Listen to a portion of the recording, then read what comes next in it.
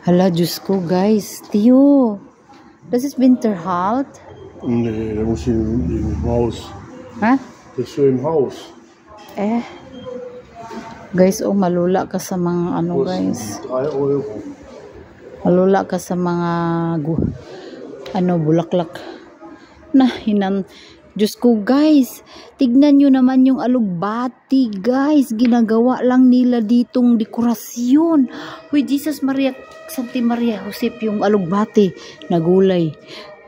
Ginagawa lang nilang ginagawa lang. Libidas nis. Nay, grabe ang ganda, mga bulaklak. Pati kita ko yung ano, guys. Ipakita ko yung alugbati na ginagawa lang nilang dekorasyon dito, guys. Wait lang, ha.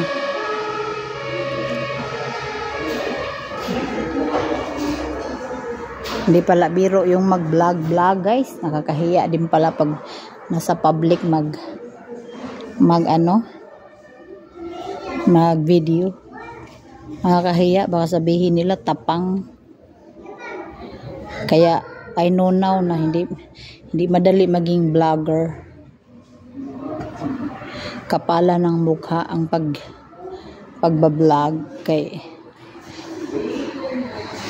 nakakahiya man. Ito mga gaganda, guys. Ito pa. Kani siya, guys. Siot ra jud ni siya, guys. Pero tignan nyo naman, halaman na dito, guys. Ito pa siya, guys.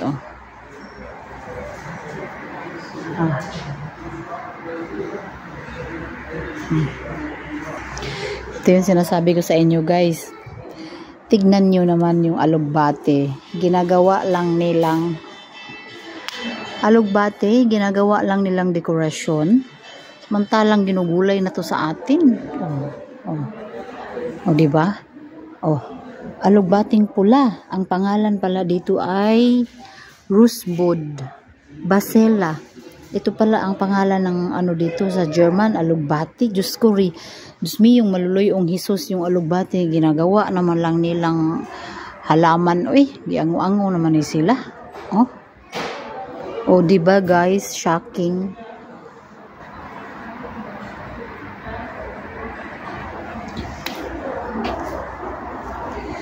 This one is beautiful. Ang hahaba ng sinturon. Ay, tawag ani.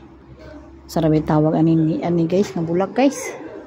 Sinturian, iwan. Guys, ay parang lato, guys. Parang lato.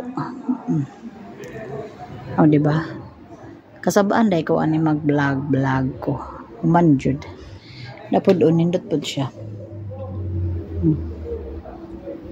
Vlog is life man daw. Hindi, hala. Hala, ang ganda nito, guys. Hala, para siyang frog. Diba? Ito yung itinanim namin sa taas. Ito. Tsaka to. Maganda rin siya. Diyan. Tsaka to. Gaganda, guys. Very beautiful. Aniwanan na ako ng hobby ko, guys. Ito rin siya, may dekorasyon. Ay, wow. Diba? Mayroong dekorasyon. Tsaka yan. Tsaka to. Wala na yung hobby ko, guys. Hindi ko na alam kung nasaan yung hobby ko.